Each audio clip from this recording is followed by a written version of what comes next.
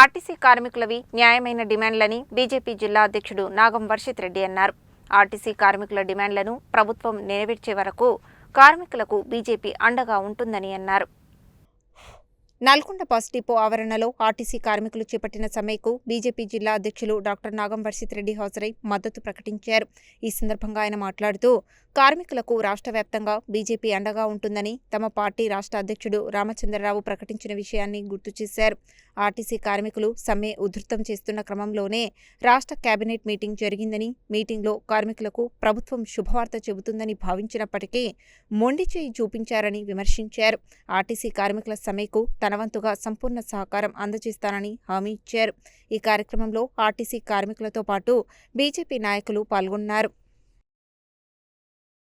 Bharatiya Janata party మీకు పూర్తిగా అండగా ఉన్నది. మీరెవ్వరూ కూడా ఇబ్బంది పడద్దు. మీ ప్రాణాలకి మా ప్రాణాలు అడ్డుగా ఉంటాయి.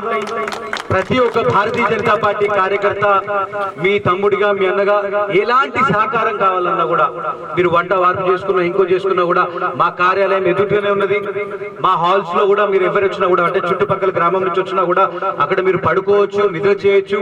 భోజనాలు కూడా కావాలంటే మేము భోజనాలు పెట్టిస్తాం. మీకు ఏ సహకారం కావాలన్నా కూడా మరి మేము మీకు అండగా ఉన్నాం తెలియజేస్తూ, మీ ప్రతి ఒక్క మీకు ఇచ్చినటువంటి హామీలన్నీ కూడా ఎలక్షన్లప్పుడు రేవంత్ రెడ్డి సర్కార్ అనేక హామీలు ఇచ్చింది. అన్ని వర్గాల ప్రజలందరినీ కూడా మోసం చేసింది.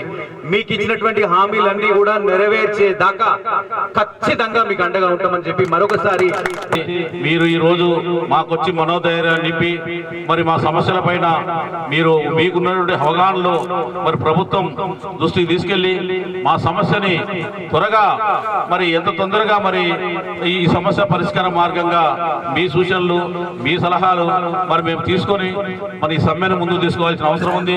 కాబట్టి మీరు ఇచ్చినటువంటి మాకు చాలా అసూరెన్స్, మాకు భోజనాల కార్యక్రమం కావచ్చు, మరి మేము భారతీయ జనతా పార్టీ కార్యాలయం కావచ్చు, మీరు మాకెంతో మనోధైర్యాన్ని నింపినందుకు మరి నల్గొండ జిల్లా జేఏసీ తరఫున, రాష్ట్ర నాయకత్వం తరఫున మీకు ప్రత్యేకమైన ధన్యవాదాలు.